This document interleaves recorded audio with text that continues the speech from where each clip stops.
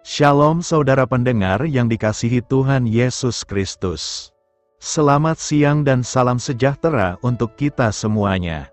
Selamat datang kembali di Renungan Rohani pada siang hari ini. Semoga saudara yang terkasih dalam keadaan sehat selalu, kiranya damai dan sukacita Roh Kudus melimpah di dalam hati dan pikiran saudara saat ini. Sebelum kita mulai renungan pada siang hari ini, marilah kita bersama-sama berdoa.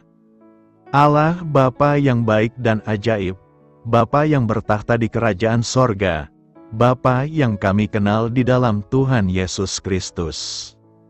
Terima kasih atas penyertaan yang Tuhan berikan kepada kami atas siang hari yang indah ini. Terima kasih telah memberi kami kesempatan untuk selalu dapat bersyukur atas segala pekerjaan yang kami kerjakan. Maka dari itu, kami mohon kiranya Bapa berkenan menyertai kami selalu di sepanjang hari ini. Terima kasih atas berkat-Mu hingga saat ini kami masih bisa merasakan kebaikan-Mu dan buatlah agar kami selalu mengucap syukur kepada-Mu. Tuhan Yesus Kristus, terima kasih pada saat ini kami masih bisa bekerja. Tuhan, saat ini kami akan memulai pekerjaan kami. Berkatilah pekerjaan ini dan sertailah sepanjang kami selama bekerja pada hari ini, agar menjadi berkat bagi kami, bagi keluarga kami dan juga tempat kami bekerja. Berkati seluruhnya di siang hari ini, agar berjalan dengan baik dan menjadi berkat untuk kami jalani bersama dengan anak Tuhan yang lainnya. Dalam nama Tuhan Yesus, kami berdoa. Amin. Sahabat pendengar renungan saudara rohani, bacaan renungan dan ayat emas Alkitab renungan kita siang hari ini akan kita mulai dari pembacaan nats sebagai berikut. Peganglah segala sesuatu yang telah engkau dengar dari aku sebagai contoh ajaran yang sehat dan lakukanlah itu dalam iman dan kasih di dalam Kristus Yesus. Tertulis di dalam kitab 2 Timotius 1 ayat 13, topik renungan kita hari ini adalah Sudut Pandang Ateis. Bacaan kita pada siang ini terambil dari kitab 2 Timotius 1 ayat 8 sampai dengan ayat 13. Jadi janganlah malu bersaksi tentang Tuhan kita dan janganlah malu karena aku, seorang hukuman karena Dia, melainkan ikutlah menderita bagi Injilnya oleh kekuatan Allah. Dialah yang menyelamatkan kita dan memanggil kita dengan panggilan kudus, bukan berdasarkan perbuatan kita, melainkan berdasarkan maksud dan kasih karunia-Nya sendiri, yang telah dikaruniakan kepada kita dalam Kristus Yesus sebelum permulaan zaman dan yang sekarang dinyatakan oleh kedatangan Juru Selamat kita Yesus Kristus, yang oleh Injil telah mematahkan kuasa maut dan mendatangkan hidup yang tidak dapat binasa. Untuk Injil inilah aku telah ditetapkan sebagai pemberita, sebagai rasul dan sebagai guru. Itulah sebabnya aku menderita semuanya ini, tetapi aku tidak malu, karena aku tahu kepada siapa aku percaya dan aku yakin bahwa Dia berkuasa memeliharakan apa yang telah dipercayakannya kepadaku hingga pada hari Tuhan. Peganglah segala sesuatu yang telah engkau dengar daripadaku sebagai contoh ajaran yang sehat dan lakukanlah itu dalam iman dan kasih dalam Kristus Yesus. Ayat renungan kita ini terambil dari kitab 2 Timotius 1 ayat 8 sampai dengan ayat 13. Kata mutiara renungan kita hari ini adalah, jangan menjadi seorang Kristiani KTP. Mari kita mulai renungan siang kita. Baiklah, mari kita mulai segmen kisah inspiratif. 3 orang pria yang mengaku sebagai ateis memutuskan untuk mencicipi dan memberi laporan tentang beberapa gereja yang ada di kota mereka. Salah seorang pria tersebut berkata, selain ajaran, ada hal lain yang memikat orang-orang. Kami sebenarnya tidak melihat adanya banyak doktrin. Daya tariknya sebagian besar terletak pada komunitas itu sendiri. Di kebanyakan gereja, isi ajaran tidaklah sepenting apa yang tampak dari luar. Ketiga orang ateis itu memberikan penjelasan ini untuk menjawab mengapa ribuan orang di wilayah mereka datang ke gereja setiap hari Minggu, Daya tarik itu ternyata berasal dari identitas Kristiani seseorang, bukan dari apa yang diajarkan agama. Pengalaman mereka mirip dengan pengamatan penulis A.W. Tozer yang berkata, jumlah orang Kristiani yang meningkat menjadi sesuatu yang memalukan apabila dicermati dari sisi kebenaran. Mereka menyatakan percaya kepada Kristus, tetapi kepercayaan mereka itu telah begitu menipis sehingga mustahil untuk dapat didefinisikan dengan jelas. Rasul Paulus tahu siapa yang ia percayai, dan ia memerintahkan pengabar Injil muda Timotius untuk memegang teguh kebenaran yang telah diajarkannya. Kita pun harus memegang teguh keyakinan kita berdasarkan Alkitab yang bersifat pasti dan diilhami oleh Allah. Hal yang kita percayai tentang Allah lebih menentukan daripada perasaan apapun yang kita dapatkan ketika berada di gereja. Tozer menyerukan kepada kita untuk tetap teguh pada firman Allah yang hidup dan yang ada untuk selamanya. Peliharalah harta yang indah milik kita. 2 Timotius 1 ayat 14 berkata, peliharalah harta yang indah, yang telah dipercayakannya kepada kita, melalui Roh Kudus yang tinggal di dalam kita. Nas hari ini membicarakan bagaimana memelihara harta yang indah yang diberikan Tuhan kepada kita. Paulus memberikan nasihat ini sebagai bagian dari dorongan dan instruksi pastoral kepada Timotius dalam pelayanannya. Frasa, harta, dalam konteks ini bisa merujuk pada ajaran-ajaran dan kebenaran iman Kristen, serta panggilan dan pelayanan yang dipercayakan kepada Timotius. Ini adalah warisan rohaniah yang berharga. Harta ini dipercayakan menunjukkan bahwa apa yang dimaksudkan sebagai harta tersebut adalah sesuatu yang diamanahkan atau diberikan oleh Tuhan kepada Timotius. Ini bisa mencakup ajaran-ajaran Kristen, tanggung jawab pelayanan, atau karunia-karunia rohaniah yang diberikan oleh Roh Kudus. Paulus menekankan bahwa pelaksanaan tugas dan pemeliharaan harta rohaniah ini dapat dilakukan karena adanya Roh Kudus yang diam di dalam orang percaya. Roh Kudus membimbing, memberdayakan, dan melengkapi mereka untuk memahami dan memelihara kebenaran serta melaksanakan tugas pelayanan. Jadi, secara umum, ayat ini mengajarkan tentang pentingnya menjaga dan memelihara warisan rohaniah yang diberikan oleh Tuhan melalui Roh Kudus. Hal ini dapat mencakup iman, ajaran-ajaran Kristen, pelayanan, dan karunia-karunia rohaniah yang Tuhan percayakan kepada setiap orang percaya. Apa yang perlu direnungkan dari nas hari ini? Nas hari ini menawarkan beberapa hal yang perlu direnungkan, yakni: pertama, tanggung jawab terhadap harta rohaniah. Pernyataan ini mengajak orang percaya untuk menyadari dan menghargai harta rohaniah yang telah diberikan oleh Tuhan. Ini bisa mencakup iman, pengetahuan akan firman Tuhan, dan karunia-karunia rohaniah. Oleh karenanya, penting untuk tidak meremehkan atau mengabaikan warisan rohaniah ini, melainkan menjaga dan memeliharanya. Kedua, keberadaan Roh Kudus. Penulis menekankan bahwa kemampuan untuk memelihara harta rohaniah ini datang dari kehadiran Roh Kudus yang diam di dalam kita. Hal ini mengingatkan kita bahwa dalam perjalanan rohaniah kita tidak sendirian. Roh Kudus hadir untuk membimbing, memampukan, dan memberikan kekuatan dalam menjalani hidup yang sesuai dengan kehendak Tuhan. Ketiga, kerjasama dengan Roh Kudus. Pernyataan ini juga mencerminkan kolaborasi antara orang percaya dan Roh Kudus. Pemeliharaan harta rohaniah tidak hanya tugas manusia semata, tetapi juga melibatkan kerjasama aktif dengan Roh Kudus. Ini bisa melibatkan doa, ketaatan terhadap panduan Roh Kudus, dan perseptif terhadap pekerjaan Roh Kudus dalam membentuk karakter kita. Karena itu, dengan merenungkan nas hari ini, orang percaya dapat memperdalam pemahaman kita akan tanggung jawab rohaniah, memperkuat hubungan dengan Roh Kudus, dan mempersiapkan diri untuk menjalani hidup yang mencerminkan nilai-nilai kerajaan Allah. Tidak malu menderita karena Kristus, 2 Timotius 1 ayat 12 berkata, "Itulah sebabnya aku menderita semuanya ini.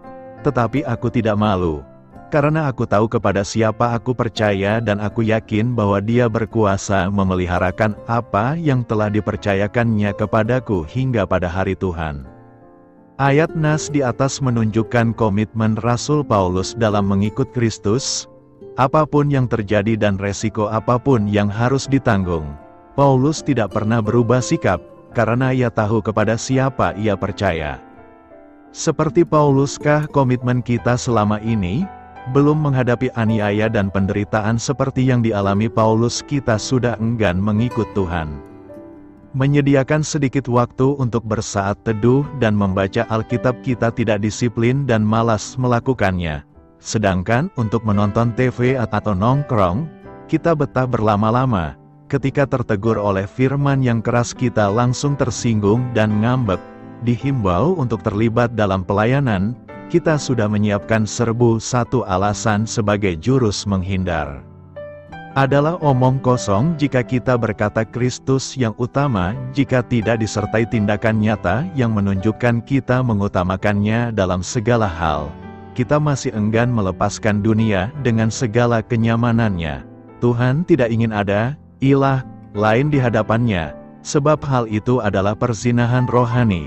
Firman-Nya menegaskan, persahabatan dengan dunia adalah permusuhan dengan Allah. Jadi barang siapa hendak menjadi sahabat dunia ini, ia menjadikan dirinya musuh Allah. Tidak mudah menjadi pengikut Kristus. Kita berpikir jika kita mengikut Dia, perjalanan hidup kita akan enak dan bisa semau kita. Tidak. Ada tanggung jawab besar berada di pundak kita, yaitu pikul salib dan memiliki kehidupan yang berbeda dengan dunia. Karena sebagai orang Kristen kita ini adalah Kristus kecil di bumi, yang artinya kehidupan kita harus benar-benar mencerminkan Kristus. Adalah anugerah dan sukacita tersendiri bila kita dipercaya Tuhan menjadi saksi-saksinya. Inilah yang memacu Paulus tetap setia melayani Tuhan di segala keadaan. Ia tahu penderitaan yang dialaminya tidak sebanding dengan kemuliaan yang Tuhan sediakan kelak. Kepada Timotius, Paulus memberikan motivasi dan semangat untuk terus berjuang memberitakan Injil. Paulus berharap Timotius meneladaninya meskipun menghadapi penderitaan dan cemoohan. Namun semua itu tidak menghentikan pekerjaan yang dipercayakan Tuhan kepadanya. Paulus mengimani, Tuhan bukanlah pecundang atau pengecut yang lari meninggalkan orang-orang yang dipanggilnya. Paulus percaya Tuhan setia menjaga dan memelihara sampai akhir hayat. Paulus percaya tidak akan dipermalukan karena imannya kepada Yesus Kristus. Iman kepada Yesus Kristus sebagai kekuatan Paulus, sehingga tidak pernah berhenti memenuhi panggilan Tuhan walaupun menghadapi penderitaan. Karena itu, janganlah malu menderita karena Kristus, sebab ketika kita berani menyaksikannya di depan umum, maka Ia pun akan menyaksikan kita di surga kelak. Siapakah penulis kitab 2 Timotius? Siapakah penulis kitab 2 Timotius? Paulus menulis kitab 2 Timotius, yang disusun menjelang kematiannya di bawah Kaisar Nero pada tahun 67 Masehi. Seperti yang tersirat dalam namanya, surat ini ditujukan kepada Timotius, seorang rekan kerja yang terpercaya dan putra rohani Paulus. Timotius melayani di Efesus selama periode ini, beberapa saat setelah Paulus mengirimkan surat pertama. 2 Timotius adalah kitab kedua dari surat-surat pastoral, di samping 1 Timotius dan Titus. Kematian Paulus yang sudah dekat tercermin dengan pedih dalam 2 Timotius 4 ayat 7, "Aku telah mengakhiri pertandingan yang baik, aku telah mencapai garis akhir dan aku telah memelihara iman." Sungguh kesaksian yang indah dari seorang pria yang menghadapi kemartiran. Ketika zaman para rasul hampir berakhir dan para rasul meninggal, muncul kebutuhan mendesak untuk menjaga ortodoksi dan menegakkan perilaku yang pantas di antara orang percaya. Oleh karena itu, Paulus menyemangati anak didiknya, menekankan doktrin yang sehat, dan menyerahkan tongkat estafet pelayanan yang setia. Dalam 2 Timotius, Paulus menulis dengan kesungguhan seperti orang yang menyusun surat wasiat terakhir. Tetapi alih-alih membagi aset, ia mewariskan hikmat ilahi. Sifat pribadi surat ini terbukti dalam permintaan Paulus untuk jubahnya dan pernyataannya kepada orang-orang yang mendukung atau meninggalkannya. Semua ini merupakan indikasi kepengarangan Paulus. Meskipun ada bukti internal bahwa Paulus menulis 2 Timotius, perdebatan terus berlanjut mengenai kepengarangannya. Para kritikus menunjuk pada perbedaan dalam kosakata dan gaya dibandingkan dengan surat-surat yang tidak diragukan lagi merupakan karya Paulus. Selain itu, tokoh-tokoh kuno seperti Marcion menolak surat-surat pastoral. Argumen lain adalah perbedaan eklesiologis antara 2 Timotius dan surat-surat Paulus lainnya. Namun, ada tanggapan terhadap argumen-argumen ini. Saintus Marcion sebagai seorang bidat membuat penolakannya terhadap 2 Timotius tidak mengejutkan. Bapak gereja yang lebih dapat dipercaya seperti Irenaeus menerima surat-surat pastoral, yang memberi bobot pada atribusi tradisional surat itu kepada Paulus. Perbedaan kosakata tidak terlalu berarti, terutama jika Paulus menulis surat-surat pastoral sendiri, tanpa bantuan seorang juru tulis. Lebih jauh, Paulus menulis 2 Timotius menjelang kematiannya, kepada pendeta dari gereja yang lebih maju yang menghadapi tantangan yang berbeda dari gereja-gereja sebelumnya. Keberatan terhadap kepenulisan Paulus penting dan perlu ditangani. Tetapi hal itu tidak membatalkan pandangan tradisional bahwa Paulus menulis 2 Timotius. Sebagai penutup, Paulus menulis surat kedua kepada Timotius menjelang kemartirannya di tangan Kaisar Nero kepada pendeta gereja Efesus. Timotius, surat terakhir Paulus, yang penuh dengan instruksi, refleksi, dan dorongan, tetap relevan bagi kita saat ini. Penulis, 2 Timotius 1 ayat 1 mengidentifikasi penulis kitab 2 Timotius sebagai Rasul Paulus.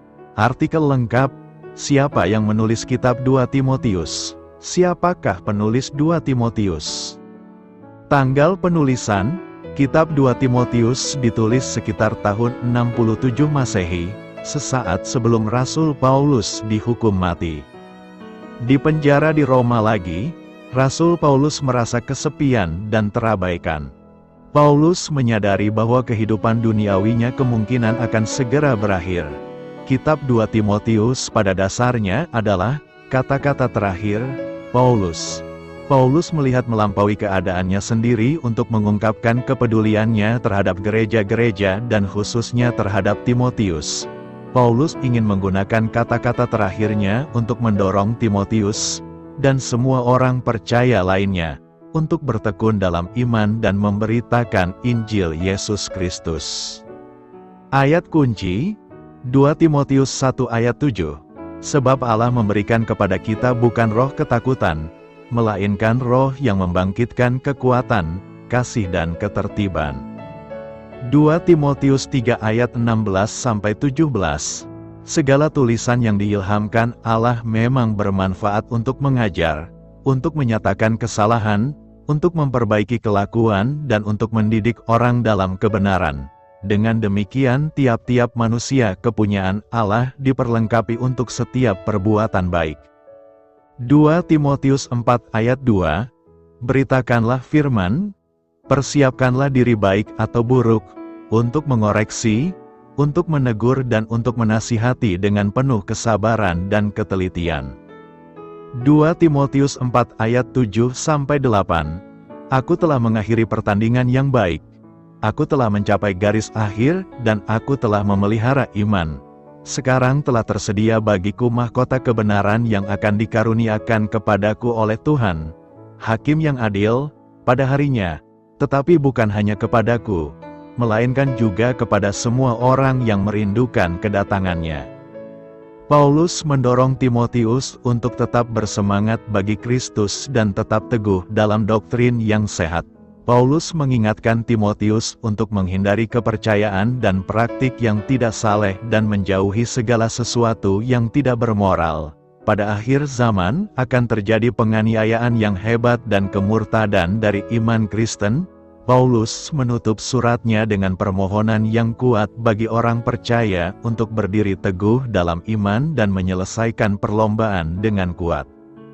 Paulus begitu khawatir untuk memperingatkan Timotius dan orang-orang yang digembalakannya tentang bahaya guru-guru palsu sehingga ia mengutip kisah tentang para ahli sihir Mesir yang menentang Musa. Meskipun nama-nama mereka tidak disebutkan dalam Perjanjian Lama, tradisi mengatakan bahwa orang-orang ini menghasut pembangunan anak lembu emas dan dibunuh bersama para penyembah berhala lainnya. Paulus meramalkan nasib yang sama bagi mereka yang menolak kebenaran Kristus. Kebodohan mereka akhirnya menjadi jelas bagi semua orang. Sangat mudah untuk tersesat dalam kehidupan Kristen. Kita harus tetap fokus pada tujuan kita, diberi pahala di surga oleh Yesus Kristus. Kita harus berusaha menghindari doktrin palsu dan praktik yang tidak saleh. Ini hanya dapat dicapai dengan mendasarkan diri pada pengetahuan kita tentang firman Tuhan dan teguh dalam penolakan kita untuk menerima apapun yang tidak alkitabiah. Jangan malu bersaksi. 2 Timotius 1 ayat 8 berkata, "Jadi janganlah malu bersaksi tentang Tuhan kita dan janganlah malu karena aku, seorang hukuman karena Dia, melainkan ikutlah menderita bagi Injil-Nya oleh kekuatan Allah." Bersaksi bukan pilihan. Bersaksi adalah kewajiban dan keharusan. Bersaksi tentang Tuhan kita Yesus Kristus harus kita lakukan setiap saat. Apakah kesaksian kita akan diterima atau ditolak? Itu adalah urusan masing-masing pribadi dengan Tuhan. Paulus memberikan nasihat kepada Timotius agar jangan malu bersaksi tentang Tuhan kita. Paulus menulis kata-kata ini kepada Timotius dari penjara di Roma, dan dia khawatir.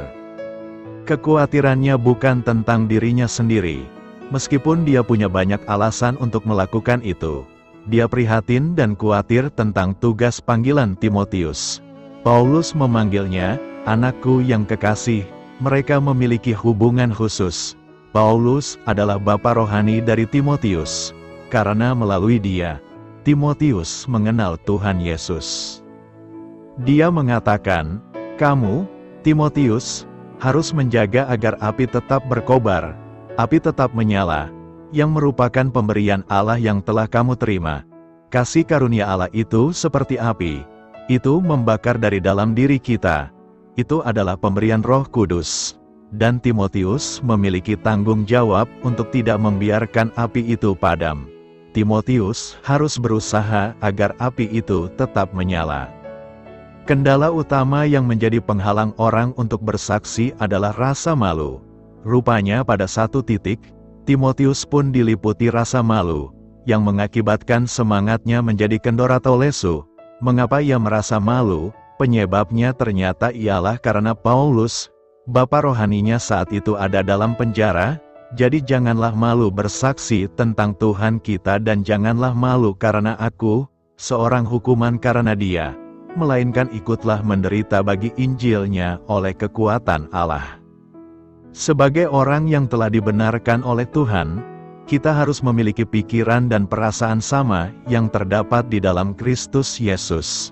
Tuhan memperlengkapi kita dengan kuasa, yaitu Roh yang membangkitkan kekuatan, kasih, dan pikiran yang tenang. Untuk apa? Untuk menjadi saksi baginya dimanapun kita ada. Alkitab mencatat, ada begitu banyak orang bagai awan yang mengelilingi kita dan memperhatikan setiap gerak dan langkah kita. Karena kita mempunyai banyak saksi, bagaikan awan yang mengelilingi kita, marilah kita menanggalkan semua beban dan dosa yang begitu merintangi kita, dan berlomba dengan tekun dalam perlombaan yang diwajibkan bagi kita. Marilah kita melakukannya dengan mata yang tertuju kepada Yesus, yang memimpin kita dalam iman, dan yang membawa iman kita itu kepada kesempurnaan. Apakah ucapan, perilaku, tindakan kita sudah mencerminkan Kristus yang ada dalam kita? Tuhan menghendaki setiap kita untuk bersaksi. Fokuskan pandangan kita hanya kepada Yesus. Jangan berpaling ke kiri atau kanan. Jangan pula izinkan iblis mengelabui dan mengacaukan pikiranmu, hingga kita malu dan tidak berani bersaksi atau mengakui Yesus sebagai juru selamatmu. Karena itu, janganlah malu bersaksi tentang Yesus Kristus. Tuhan kiranya menolong setiap kita untuk tidak malu bersaksi. Selamat berkarya untuk Tuhan. Selamat memulai karya di dalam kehidupan kita untuk Tuhan. Doa saya menyertai saudara sekalian. Saya memberkati Anda agar sewaktu Anda mencarinya dari Dia, Bapa Surgawi Anda akan memberikan bagi Anda roti harian Anda. Dalam nama Yesus Kristus, Tuhan yang berkuasa atas alam semesta dan menuntun kita kepada iman yang menyelamatkan, Tuhan Yesus menyertai senantiasa. Tuhan memberkati. Amin.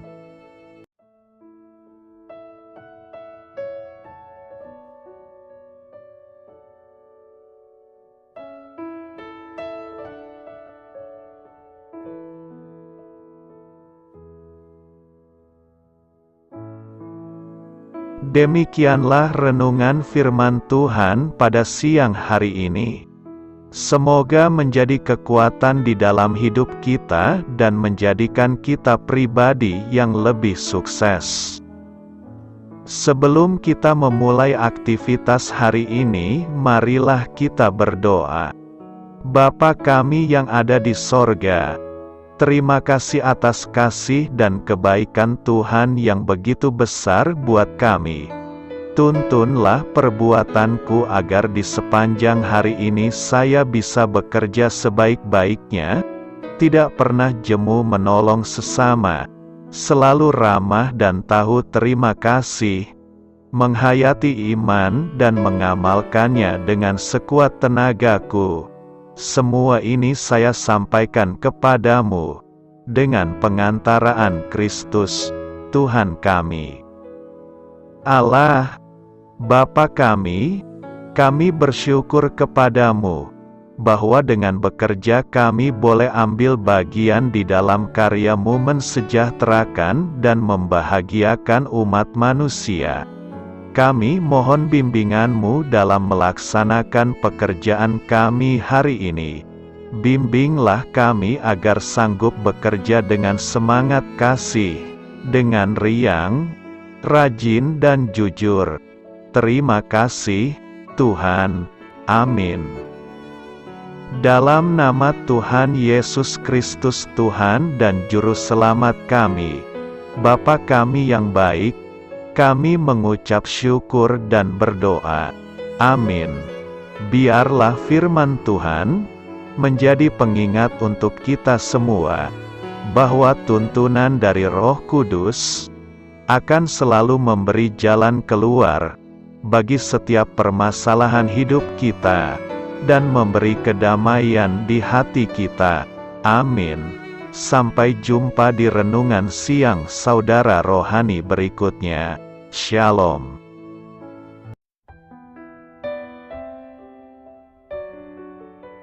Halo untuk semua pendengar saudara rohani yang terkasih di dalam nama Tuhan Yesus Kristus dimanapun berada. Mari dukung kami, tim redaksi renungan harian saudara rohani dengan cara memberikan bantuan, kritik dan masukan.